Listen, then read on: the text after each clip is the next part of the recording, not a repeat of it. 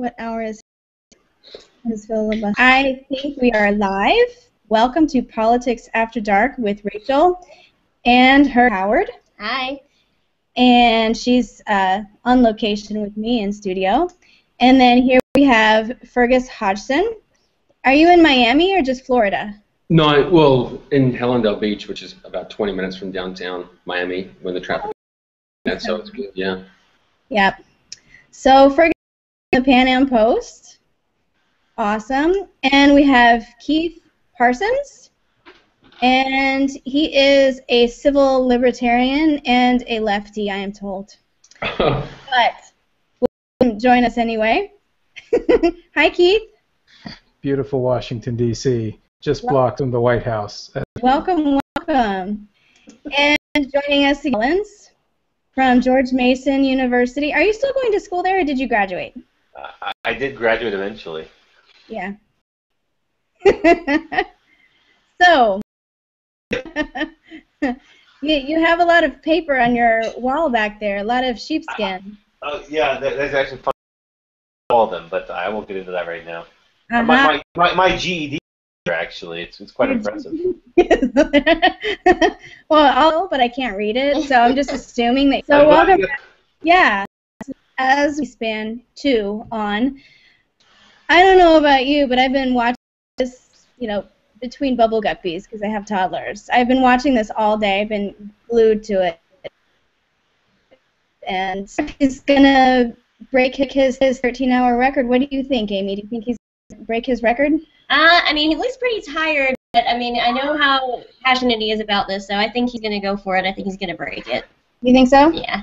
If I was going to put money on it, I would say he's going to break it. Yeah, we should take bets or something. Ooh, yeah, let's do this. To hand off the baton, to take the baton, or how do you? I'm not sure how you say it in American English, but someone else can't just say, "I'll just speak for 20 minutes and you can come back." Well, they can ask questions, and that's how I don't know if that, but it's pretty much he's there in the hot seat for the hour.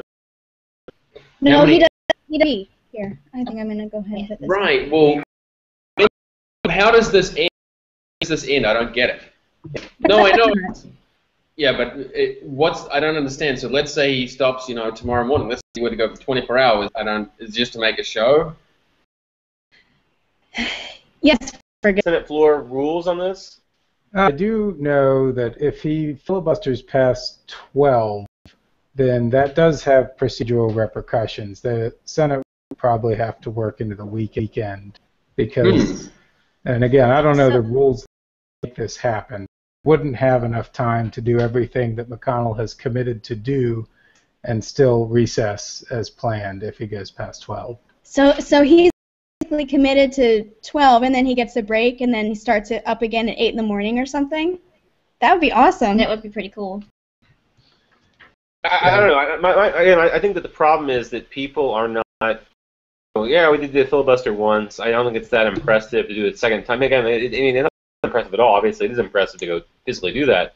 But in terms of a news story, in terms of selling it, my impression of this is that it was much lower on the radar than the last time he did this. Of course, Cruz went out and did this, and of course, Cruz is talking about cartoons, about a bunch of nonsense to fill the hour. There's a bunch of flower. Yeah, well, that's tradition.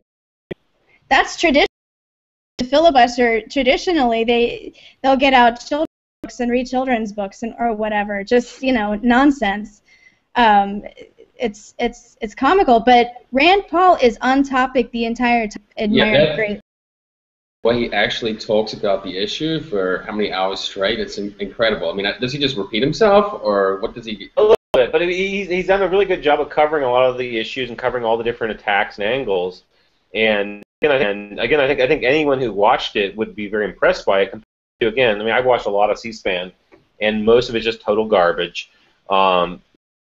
Pretty interesting TV in terms of policy position.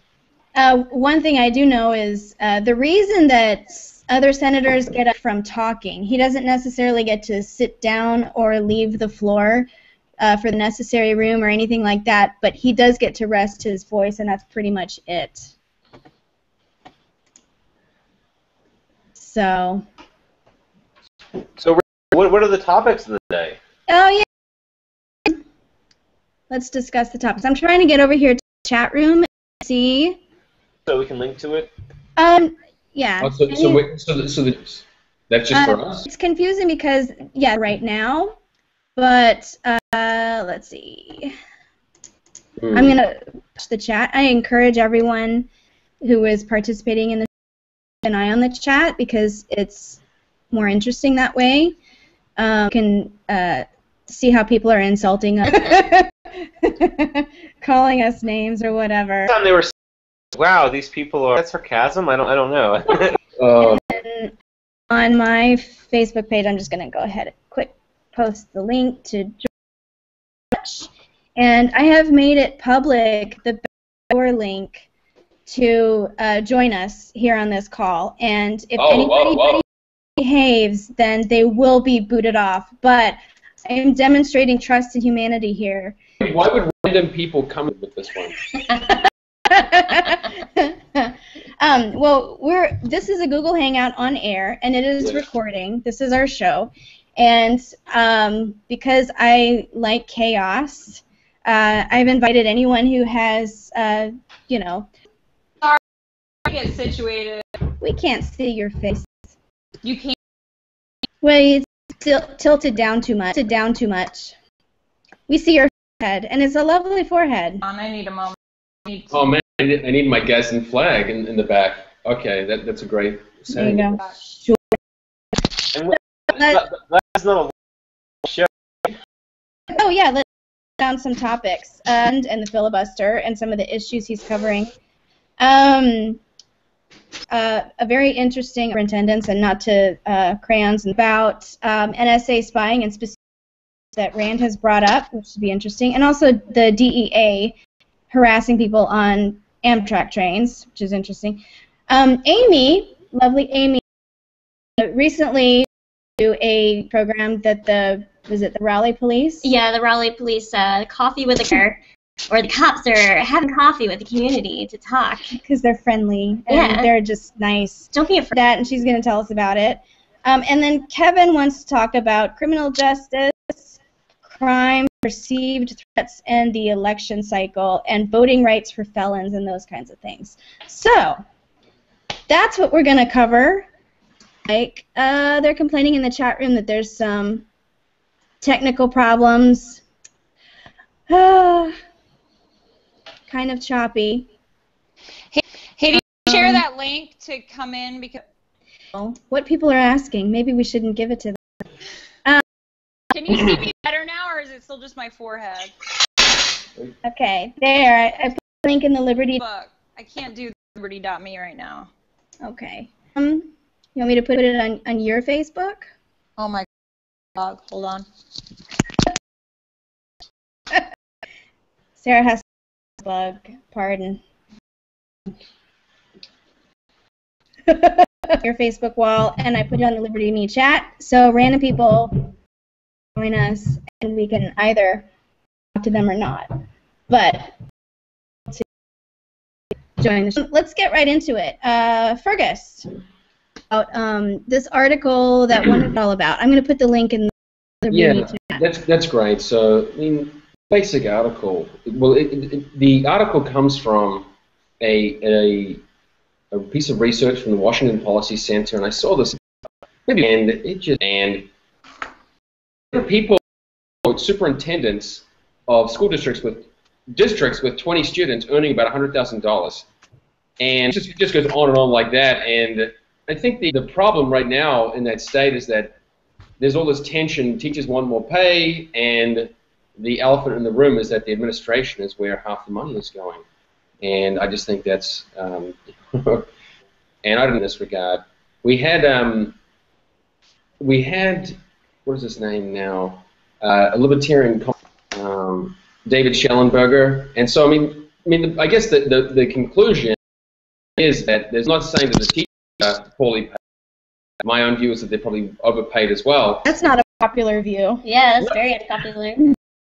Well, no, again, the problem is not that certain people are overpaid. It's just that, the self doesn't. The problem is that the whole article is about that more and more of a greater percentage every year is going to administrators, and some of them may be great, but it's not clear that they're providing any kind of the students. And this is where send more money to the schools, and but I think it's pretty accurate that we're not actually getting the dollar value. The numbers in this article, though, are outrageous. Oh, sure. There's superintendents that make more than the governor of the state. Actually, 55 of them make more than the governor, which I think is around. They're holding bake sales just to have. The crazy thing to me, because obviously we put this up through social media and Reddit and other outlets, and they don't share the same.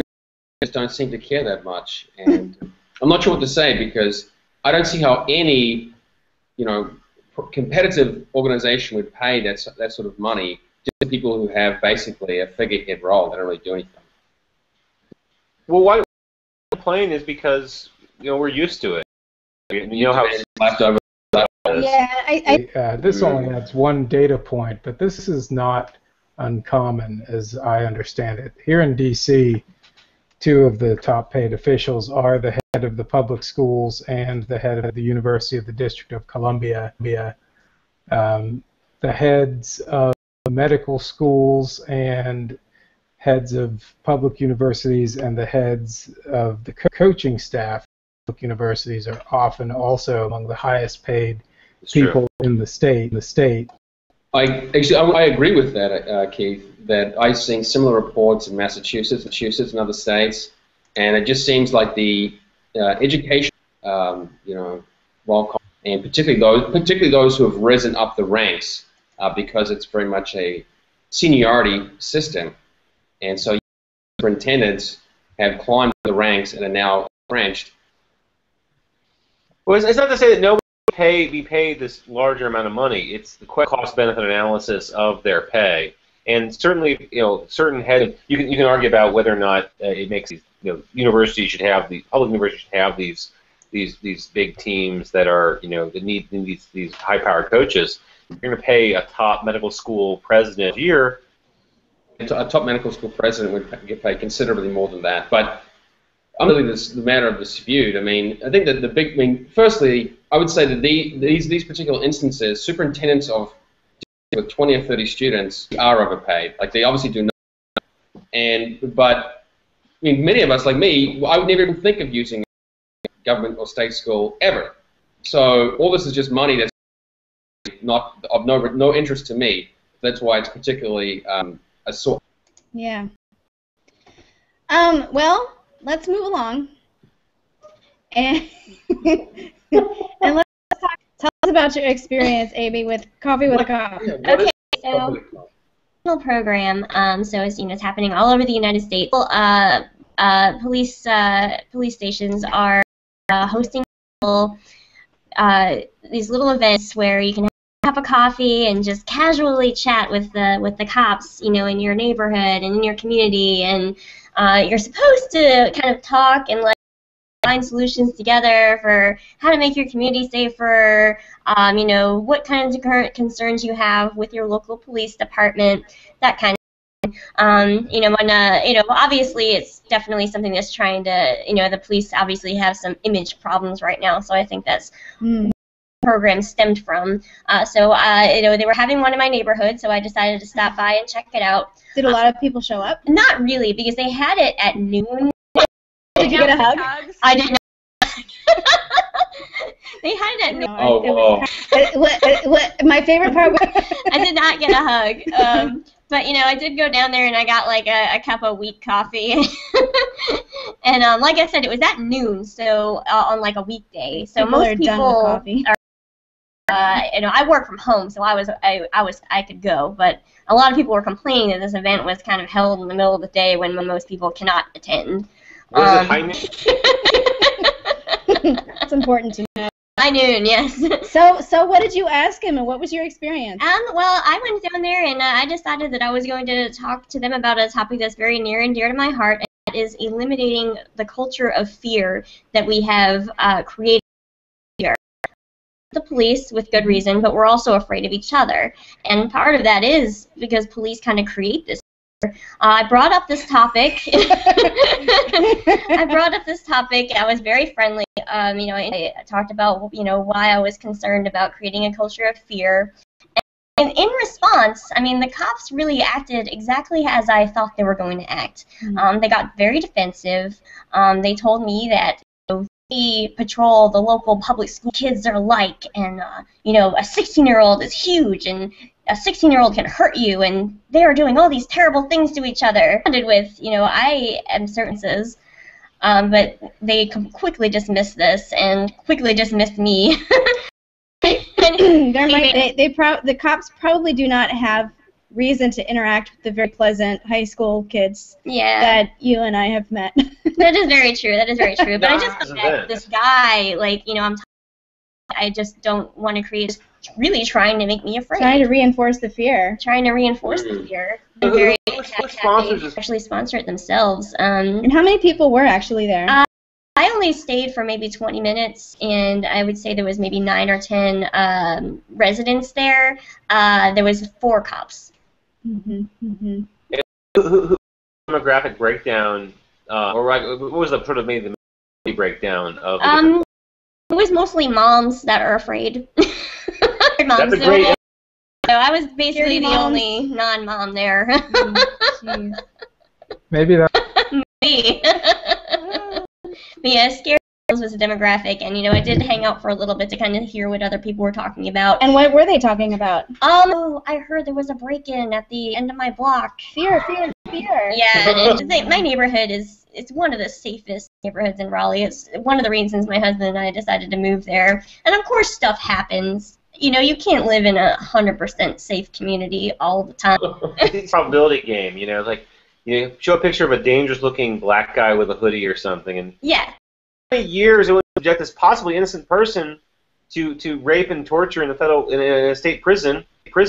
What are you willing to do? And you put bets on it. I think that'll be a good game. What should the cops do to engender a better feeling towards them in the communities that they serve? Stop trying to do PR and just do a good actual job. Right, man. So that's just so true. Rather than trying to look at the root of the problem. Yeah, how about some accountability? That would be great. Yeah. Either maybe even just a petition to have a cop fired, something like that. Because if you are serving the local community,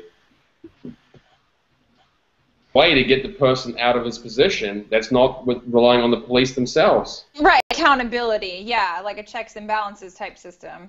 Mm-hmm. Yeah. Okay, just to play devil's advocate, don't you think whoever they arrested would start that petition, even if they were arrested legitimately? I could see that. That could be an aside from his actual court case, right? The cop involved.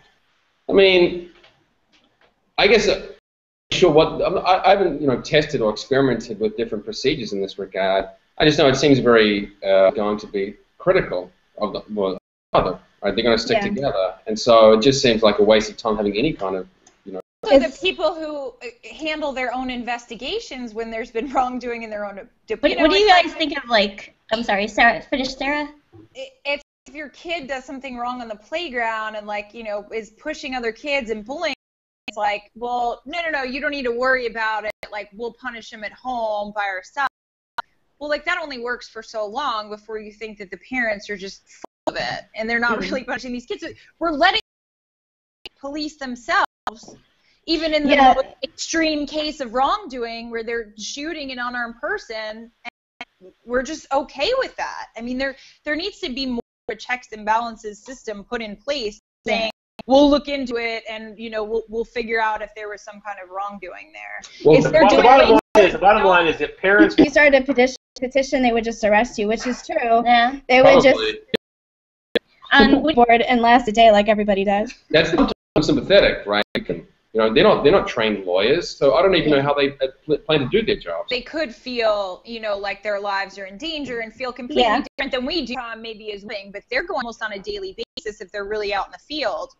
So stick to their cause, and they have a different situation on a daily basis. My biggest concern is do we have enough copy paper? They're dealing with.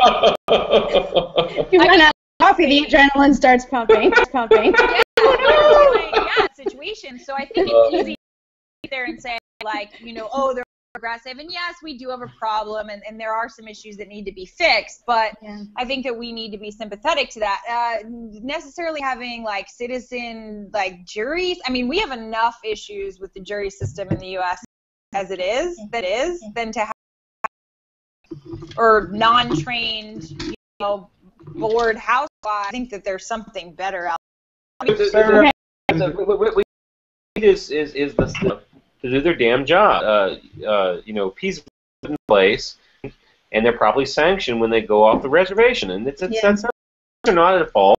It's the politicians who are at fault in these cities. Well, Kevin, I agree with you, but I'm not sure everyone appreciates just how difficult it is to fire public servants and police officers. Sure. It is. We're a libertarian. It is immensely difficult, and there's these terrible things happen, and everyone's like, and I can't believe that the officer was only placed on administrative leave. Yeah. The reality is they fired every one of these officers, just went and blew someone away, apparently for no cause. The next thing that's going to happen is, in addition to the PR disaster of that, the officer is going to file a lawsuit. And the way the law is set up, often the officer, it's not going to be a frivolous lawsuit either. Like, it's very difficult to fire people. And in addition, the other point I would make is that police officers have a very, very strong and belligerent union, the Fraternal Order of Police. I was reading today, Obama put in that executive order that was like, well, maybe we're not going to send quite the largest tanks to the police without, justification. And the Fraternal Order. Imagine Andy Griggs of Mayberry. Yeah, like, oh, well, we need that grenade launcher. Like, I right now, but I think something like 0.5% of federal employees get fired. A small proportion, 1 in 2. So 1 in 200. Yeah. So,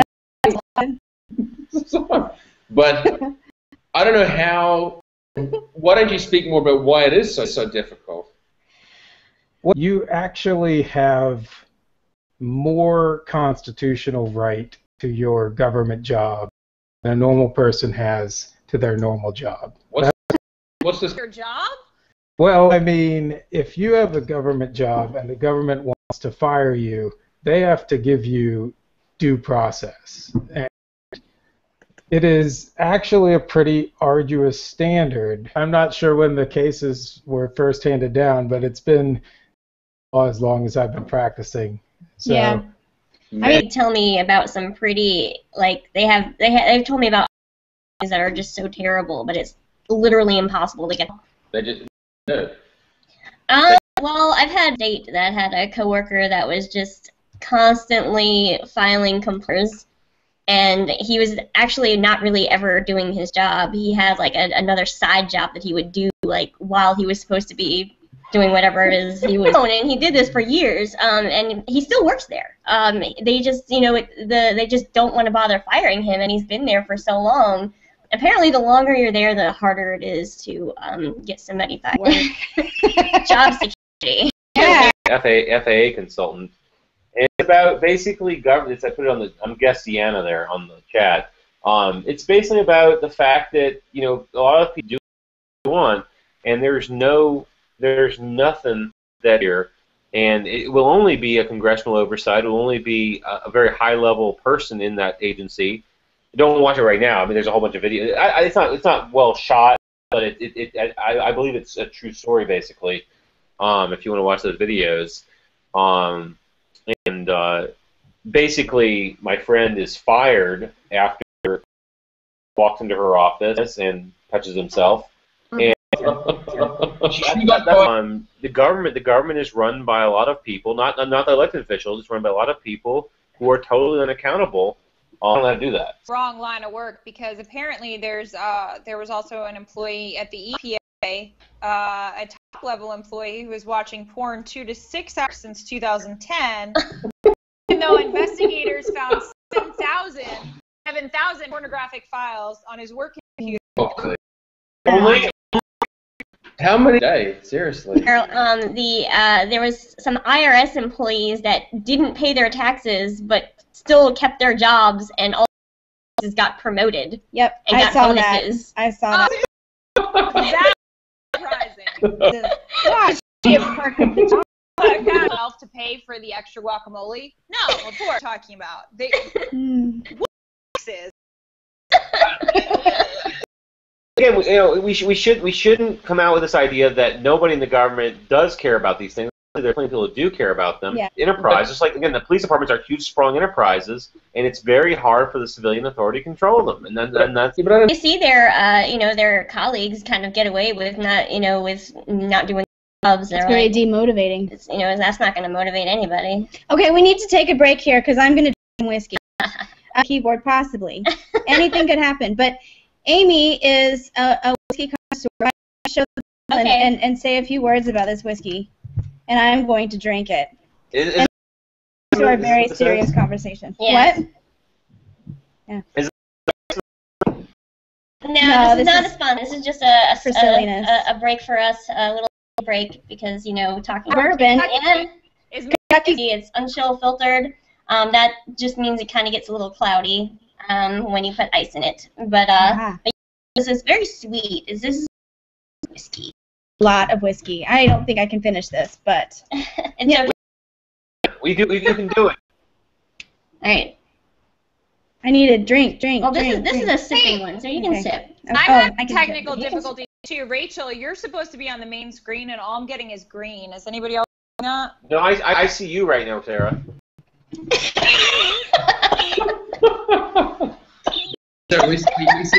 Awesome. Okay. Oh, you missed it? Oh my goodness. Technical difficulties is probably correct. Correct. Yeah. I can sure. First, I'm doing it again. I can't see you. Oh wait, I can see you now. Did I break Do it now, the Rachel. roll? I'm sorry. She can see you now. Okay. No. Oh no. This NS. Wow. Yeah. I'm gonna sip it. You don't got me about how it's about to fall much. Sarah. Yeah. Sarah, tell me about this Khalif Browder case that Rand was talking. So what he's talking about is essentially what we're doing to our minority, really sort of terrible numbers.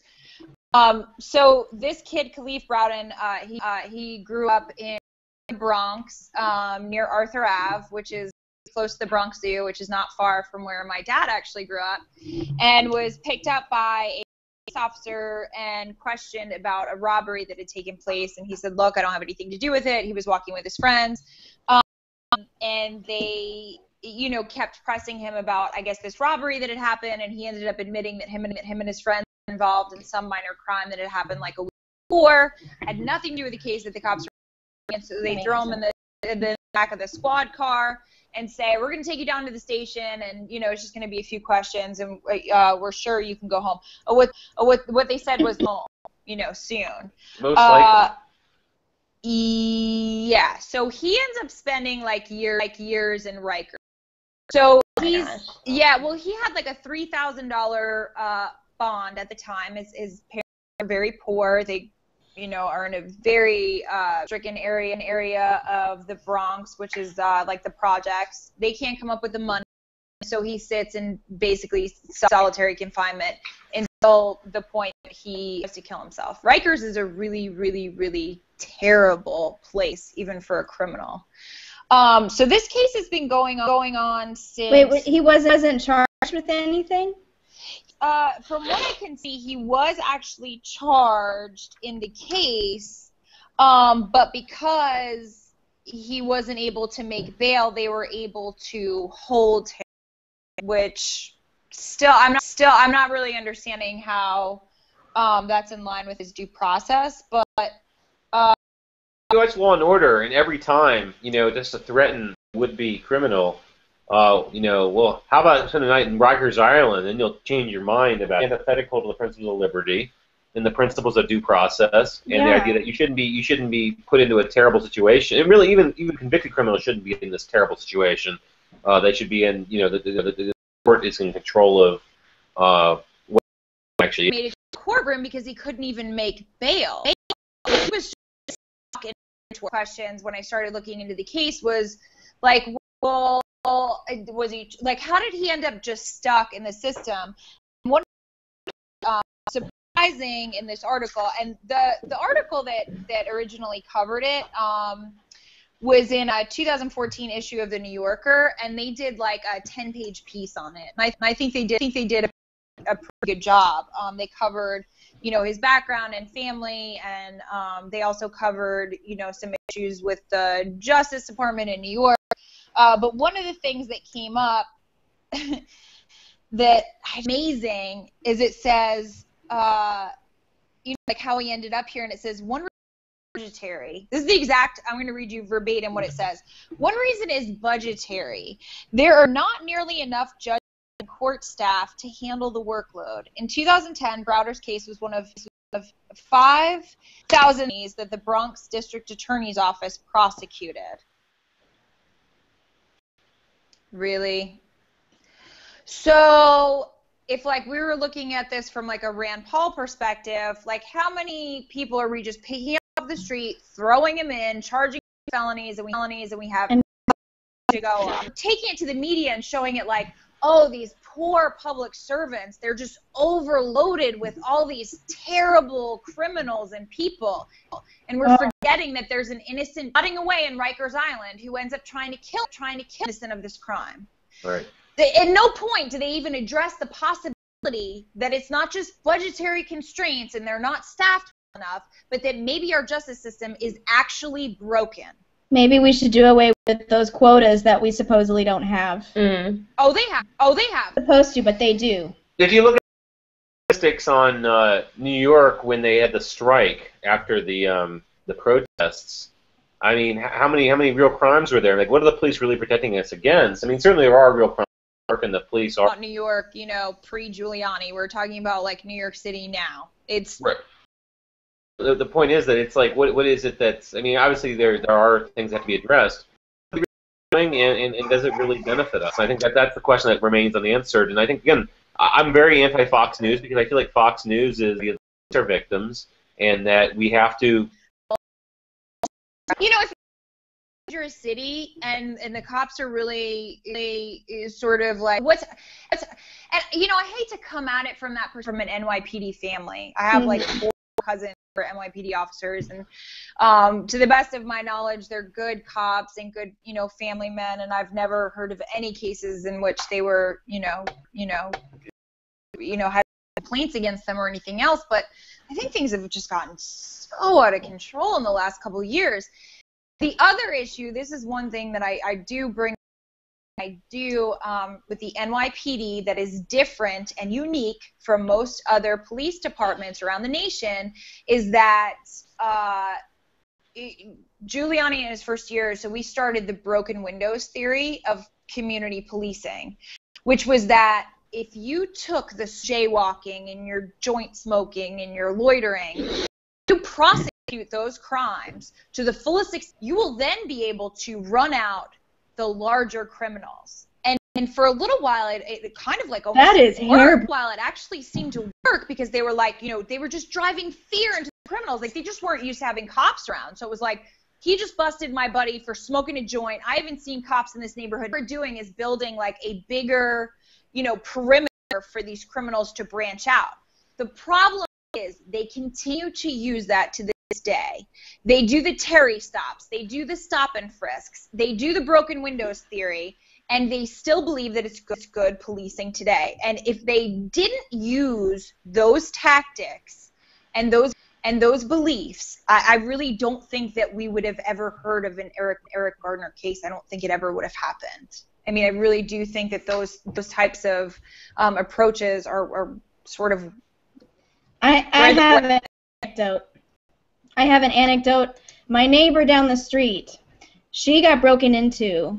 I think she got broken into twice, but they called the the police and the SBI, the State Bureau of Investigation, came, and they seen and everything, and while they were there, like, my neighbor had been upstairs and had sort of taken a mental inventory of everything that was gone and everything that was still there, and when she went back up, like, there was some expensive jewelry that was gone. Oh, that the SBI took, and sure enough, the agent that was cataloging, everything that was missing, he was convicted later of stealing from crime scenes. He was like a state employee. Again, like there was this he took that was, irreplaceable, and it was hers, and it was there because she checked for it. It was like something that was precious to her. So goes and checks for her grandmother's ring.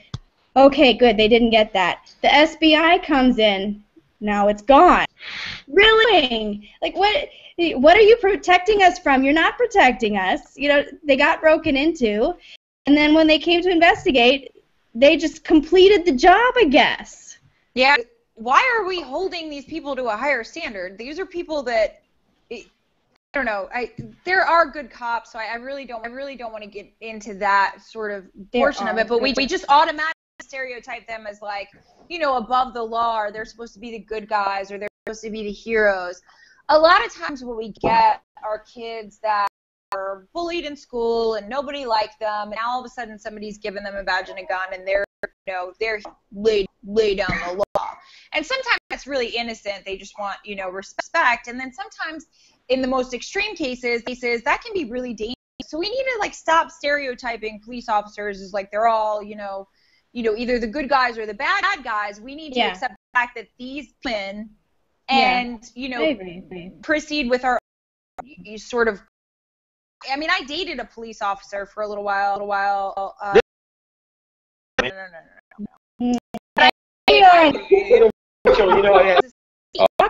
Yes. I had really.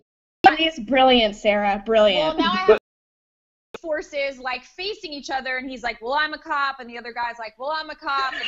Of Tinder. No, years ago. This was before Tinder. This is how bad. This was even before. That's how bad it was back then. It's gotten worse. Yeah. The judges are confused. He's, I have an attractive woman on one hand, I have a cop on the other. I don't know who to believe, right? That's sort of the problem over and over again. And the whole public choice school of economics was sort of created because of this. Is the idea that there's these people who want to say that government are these angels who they do everything right, and James Buchanan and Gordon Tullock said no, they're just regular folks, and people are just governed by regular human incentives. The more we recognize what's going to go wrong in policy, and police are human beings, and that's absolutely right. They're not above the law. They're not angels, and they're not demons. They're just human beings. Yeah, I agree. They're not angels, they're not demons. And a lot of people in the Liberty movement think that they're demons across the board. And I got to see that firsthand when over Christmas I did my little Parker video I put out where but I'm glad. My husband thought it was a terrible idea too. He was very skeptical, but you tell Mike.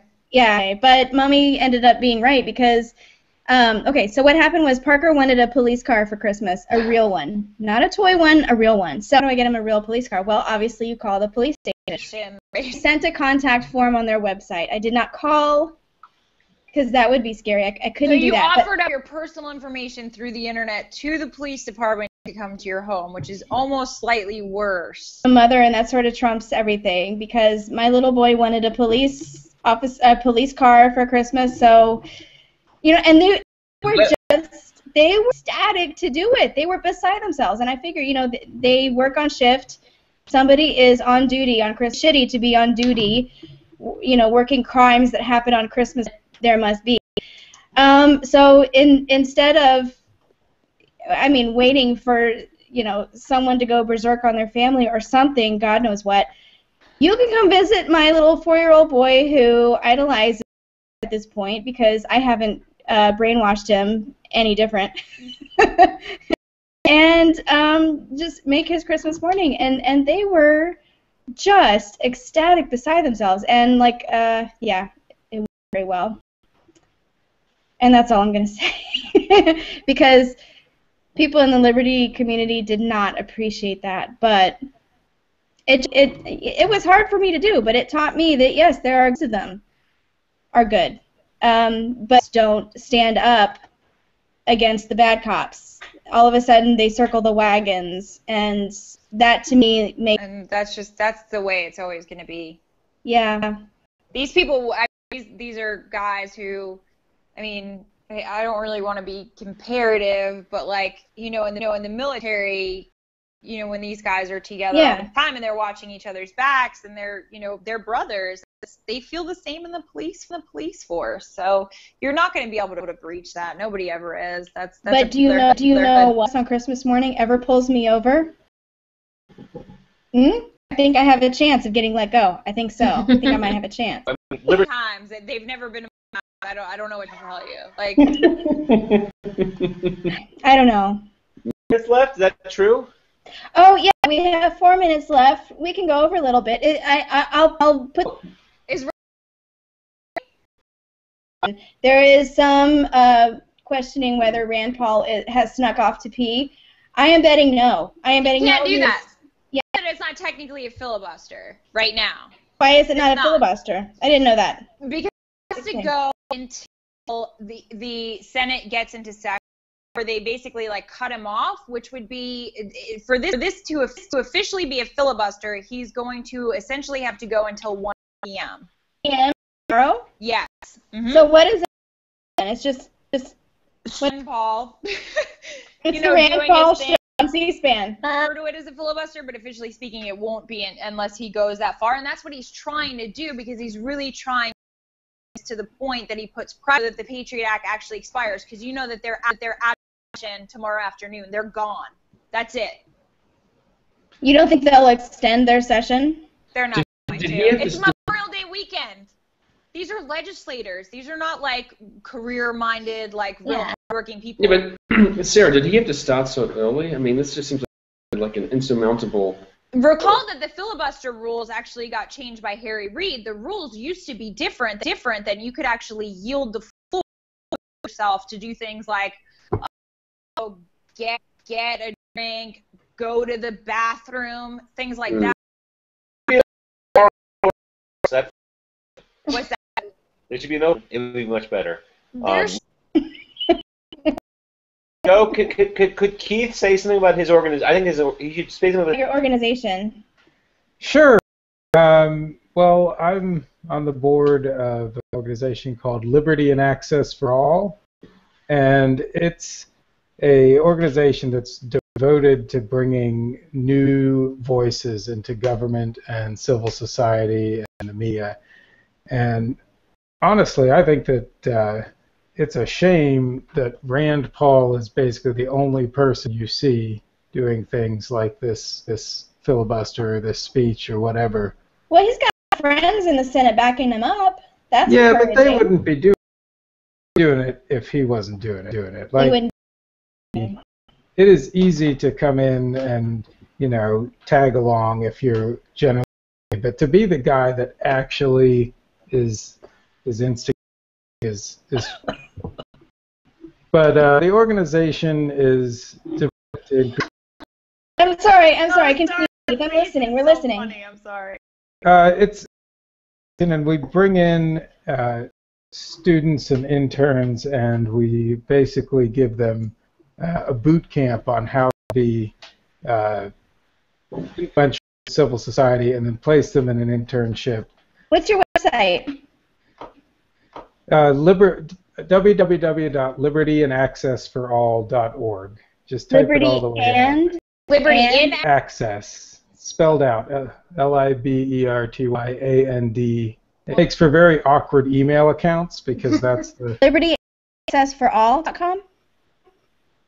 .org. Oh, whoa, you lost me. Yeah. LibertyAndAccessForAll.org. Let me see if that goes to. Oh, look! Yay. It's a thing. It's you.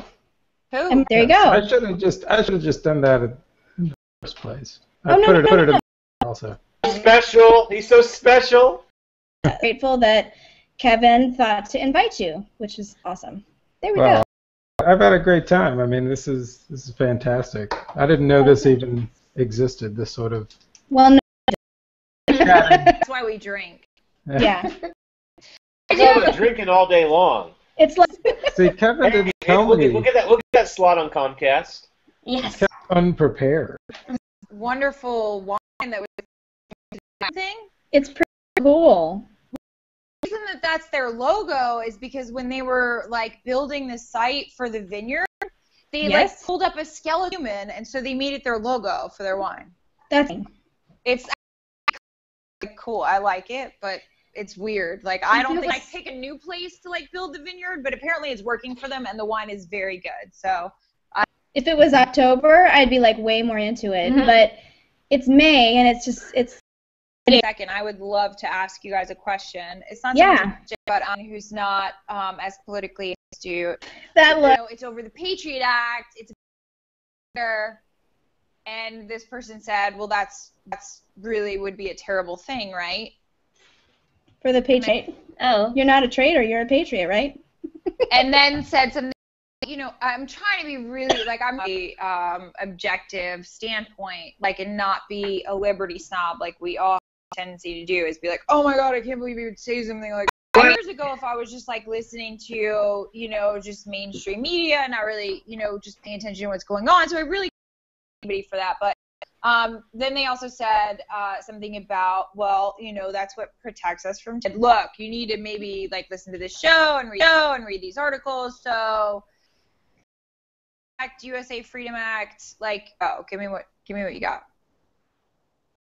I think, Sarah, an interesting point that may be lost on a lot of people is that the USA Freedom Act, which you mentioned. It's so to hear the name, I just can't. Right, but it is an name thing in DC. Like the USA Freedom Act passed the House, and it does improve on the Patriot Act in some ways. It basically says that the so it's you're saying it puts glitter on herpes, essentially. I mean, it's a substantive change in itself, and then the government has to go to the FISA court to get it, which is better than what we have now.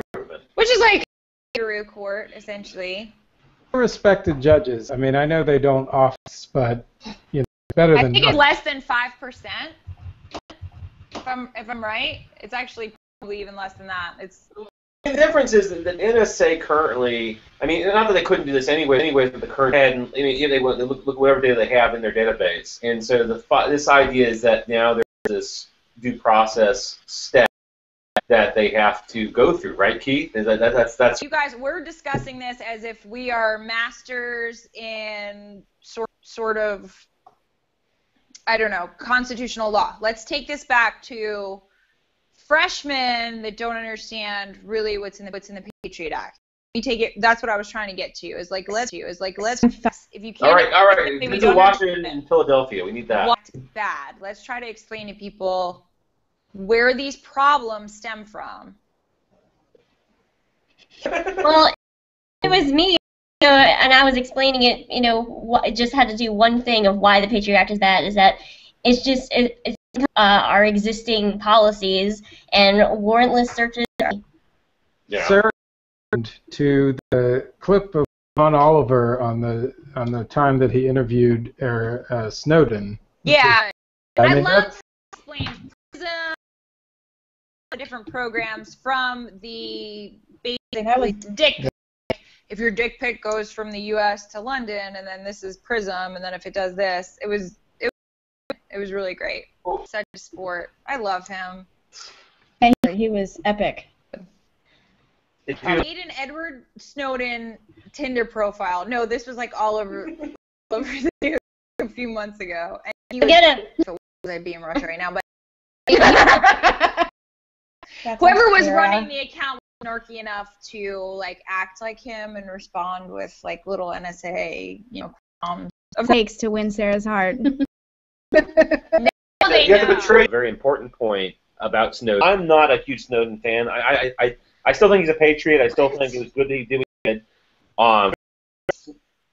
Do you not like the mole on his neck or like authority in government? You know, if you're in the government, again, you know, this is the problem of any kind of whistleblower. Is oh, he's you know, not a whistleblower. You're bucking the authority, no, and that's he was what a you're doing. subcontractor, not a whistleblower. It doesn't even count. And Bradley Manning, Chelsea Manning now, he definitely broke the rules more than he did. But at the same time, said Bradley Manning then referred to him as a she. You mean Chelsea? Yeah, Chelsea Manning. She was Bradley at the time that this happened.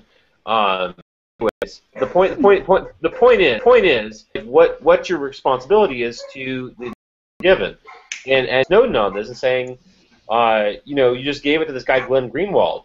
Now, who is Greenwald? I mean, I don't get the impression that Glenn Greenwald is actually that trustworthy of a person. You know, I think that it's interesting what he's doing, but again, from my perspective, I trust him. I think that he's necessarily somebody you would dump a bunch of important secrets with. What about Lucas? I have no idea who she is, actually, as a person. Do you know who is she? Wait, that's the first. No. I know who she is in the story, but I don't know who she is as a person. Like, that's the point. I don't know who these people really are. And again, so it's not that I don't trust them less than I trust the government. I'm gonna say I think James Clapper is a damn liar and a criminal probably. But again, it's like the idea that we have like some real faith that Snowden is somebody we trust. I think that's bogus. No, I trust Snowden. I've listened to him talk. I just think it's sad for a man who sacrificed so much that he takes the heat. I mean, obviously he's lied, and yet still, you know, people, as you say, you don't trust him. I just think that's really bizarre, actually, very odd. I do too. Well. Okay. Sorry. I mean, what I think we were talking about last week in this interview is, you know, who do you believe? And I think we should explore this in depth. Is like, what are the signals of truth, and how do you determine who's telling truth and who's not? And I think that's a really hard problem in today's world because there's so much information. That's true. To say this, it is 11 past 11 according to my time, and if anyone needs to drop, anybody needs to drop, feel free, no pressure. But we are free to keep going for a few more minutes, but I just don't want to make anyone feel pressure to stay. I am done with my whiskey. I have taken my medicine, and there. Why? Was it fun? I wish. well, yeah, Rachel, I need to get. Repeat. Are you leaving, Fergus? I gotta get up early for work tomorrow. It's good to see you. Bye, Fergus. Thing you can tell your friend. Yes. Always gets me about the Patriot Act is that getting probable cause for a search is so easy. It's such a low standard. You just got who just wants you to go away, that you might find something somewhere. You just call the judge, you wake him up, he's like, what is it? It's like, we want to go look for something. And he's like, fine, do it. Like, he's like, is there a reason? Go do it. Like, that's basically what the police had to do before the Patriot Act. And now they can get these sneak peek warrants that are basically like, well, we don't have anything. Right. So just get probable cause. Right. And the Constitution was never written. It was never meant to say, like, if you don't have enough, then, like, let us do a sneak. That's like saying, like, I think my boyfriend could potentially be cheating on me. Just look through his phone and call his family just to see if I have a point. It doesn't validate it. Actually, you know, you should shoot a whole series of videos, like, sort of based on the Patriot Act, of you going to court, to the FISA court, on your boyfriend. That would be one way to explain it to people. Actually, it makes sense. It's like how Edward Snowden Americans could get it. I mean, I could. Yeah, we could put it in terms that Americans could understand. We could do that, Sarah. Call me. Rachel decides. Call me. Oh my gosh, he didn't call me. Oh my gosh, he didn't call me. Okay, so go to his house, see if he's up to something. Obviously, it's okay for us to go inside the window. Well, if it's not forthcoming, we'll just there. It's the same thing, though. I don't understand how people can't understand like the relation between like what the government is doing and what crazy behavior is in a personal relationship. It's the same thing, and they just don't get it. Yep. They explain it. We have to make these videos, Sarah. Yeah, but like another like a character name. Oh yeah. And Rachel, you have to wear a judge outfit. What is crazy girl? You're stern. Usually Ashley and Stacy, right? I'll take like one of those. Oh. Yeah, those are crazy names. Oh. Tiffany. Tiffany's always okay. All right. Well, now I'm feeling like I want to go to bed. All that whiskey. Yeah. I gotta drive back home too, so. Well, let's do this again in 2 weeks, guys. All right. Bye. Good Thanks. night. Bye-bye, everybody. Bye, everybody. So-